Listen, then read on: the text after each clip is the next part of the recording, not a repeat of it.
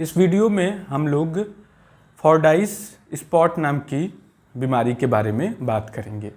तो फॉरडाइस स्पॉट जो होता है, इसमें व्यक्ति के जो होंठ होते हैं उनके स्किन पे छोटे छोटे मल्टीपल 1 से लेकर के 3 mm या 4 mm के बिल्कुल एक जैसे दिखने वाले सफ़ेद रंग के दाने देखने को मिलते हैं।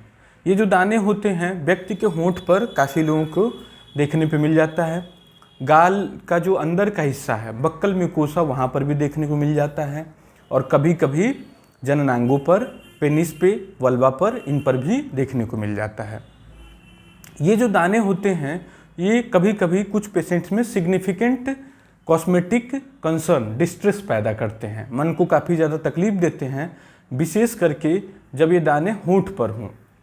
इन दानों में व्यक्ति को कोई भी लक्षण नहीं होता है, किसी प्रकार की खुजली नहीं, कोई भी दर्द नहीं, किसी प्रकार का कोई कॉम्प्लिकेशन नहीं। लेकिन काफ़ी लोग इसको सफ़ेद दाग या चरक वाली बीमारी से कंफ्यूज कर जाते हैं और उन्हें ये लगता है कि चरक हो गया है और इस वजह से वो भागते हुए आते हैं जल्दी से ट्रीटमेंट सीख करने के लिए। और कई बार वो जो क्वैक्स होते हैं उनके जाल में पड़ करके सफ़ेद दाग का ट्रीटमेंट भी शुरू करवा लेते हैं। तो यहाँ पर समझने वाली बात ये है कि ये जो दाने होते हैं इनका विटिलाइगो से कोई भी लेना देना नहीं होता है, मतलब इनका किसी भी तरह से विटिलाइगो से कोई संबंध नहीं होता है। दूसरी चीज़ इसमें महत्वपूर्ण ये है समझने वाली कि एक मायने में यह कोई बीमारी नहीं है, क्योंकि जो फॉरडाइस स्पॉट्स होते हैं वो 80% लोगों में कहीं न कहीं ज़रूर होते हैं। और फॉरडाइस स्पॉट का मतलब क्या हुआ? तो ये जो होता है वो होता है एक्टोपिक सीबेसियस ग्लैंड्स, मतलब कि जो आपकी तेल बनाने वाली ग्रंथियां हैं वो इन जगहों पर आ गई हैं। जो तेल बनाने वाली, साधारण तेल बनाने वाली सीबेसियस ग्लैंड्स हैं, तेल बनाने वाली ग्रंथियां हैं, वो इन जगहों पर दिखना शुरू हो गई हैं। लेकिन इसमें भी एक इंटरेस्टिंग थिंग ये है कि इन जगहों पर भी तेल बनाने वाली ग्रंथियां अधिकांश लोगों में पाई जाती हैं, लेकिन वो इतनी छोटी होती हैं कि वो दिखती नहीं हैं, इस वजह से कॉस्मेटिक कंसर्न पैदा नहीं करती हैं। जैसे होंठों पे जो सीबेसियस ग्लैंड्स हैं वो भी काफ़ी लोगों में पाई जाती है।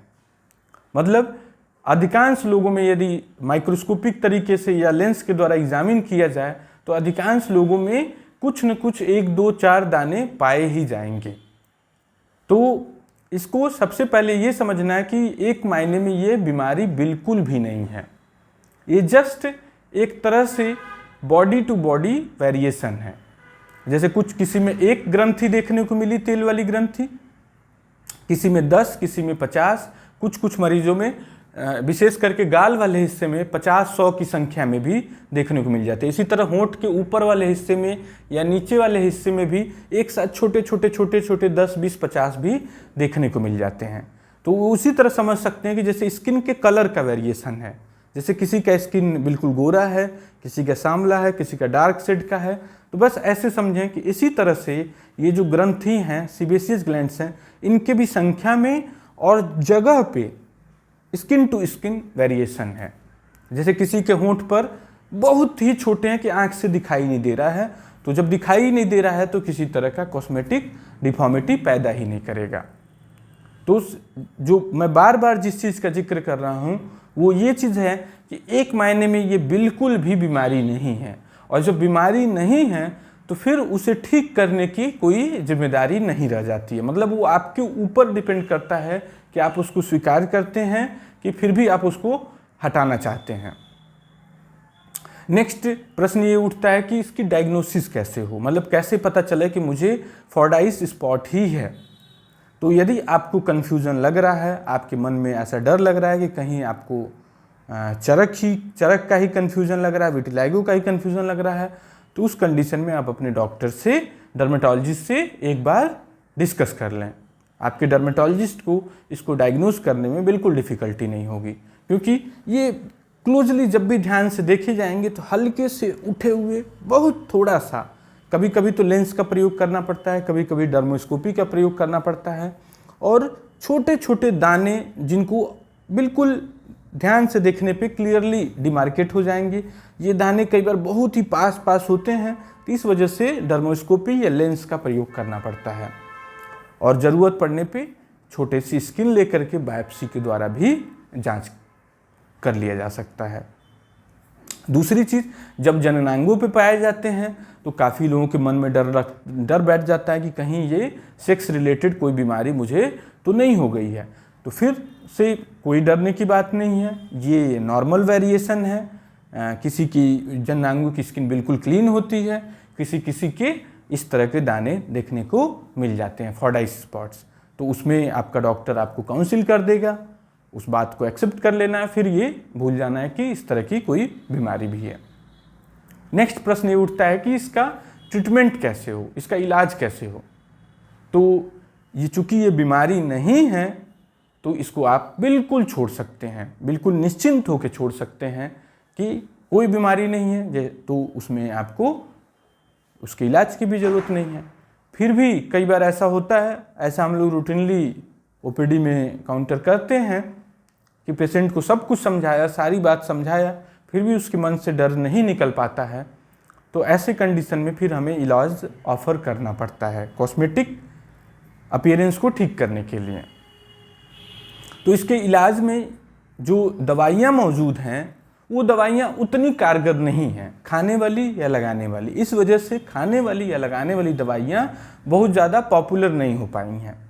ट्रेटिनोइन नाम की दवाई कुछ डॉक्टर प्रिस्क्राइब करते हैं, इसी तरह से आइसोट्रेटिनोइन नाम की दवाई, खाने वाली दवाई भी कुछ डॉक्टर्स प्रिस्क्राइब करते हैं। लेकिन ओवरऑल इसका जो आउटकम है दवाइयों के द्वारा वो वेरिएबल है, मतलब कुछ में फ़ायदा की, कुछ में नहीं की, कुछ में बिल्कुल ही नहीं की। तो इस वजह से खाने वाली दवाई बहुत ही अच्छी थेरेपी इसके इलाज में नहीं मानी जाती है।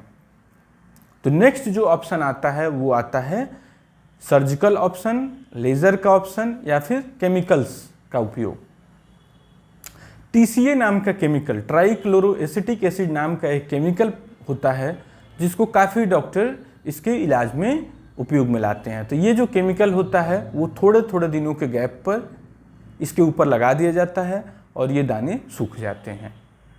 तो TCA के तमाम कॉन्सेंट्रेशन होते हैं, जैसे 25% कॉन्सेंट्रेशन में आता है, 50% कॉन्सेंट्रेशन में आता है। तो डिपेंडिंग ऑन कि आपके दाने कितने बड़े हैं, कितने मोटे हैं, कितने प्रोमिनेंट हैं, उस हिसाब से आपका डॉक्टर TCA के कॉन्सेंट्रेशन को डिसाइड कर लेगा और उसको लगा करके हटा देगा।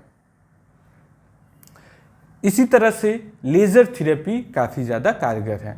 तो जो सबसे ज़्यादा उपयोग की जाने वाली थेरेपी है वो है रेडियो फ्रीक्वेंसी अब्लेशन। एक छोटी सी मशीन होती है जिसके द्वारा इन दानों को जला दिया जाता है और ये दाने खत्म हो जाते हैं। CO2 laser, carbon dioxide laser भी काफ़ी ज़्यादा पॉपुलर है इसके इलाज के लिए। तो इन सब चीज़ों के द्वारा इन दानों को पूरी तरह ख़त्म किया जा सकता है, बहुत आसानी से, बहुत ईजी वे में।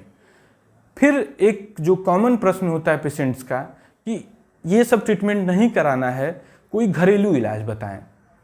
तो यहाँ पर ये ध्यान देना है कि ये दाने थोड़े डीपर लेयर में होते हैं, जो हमारी तेल की ग्रंथियाँ होती हैं हमारे डर्मिस में होती हैं।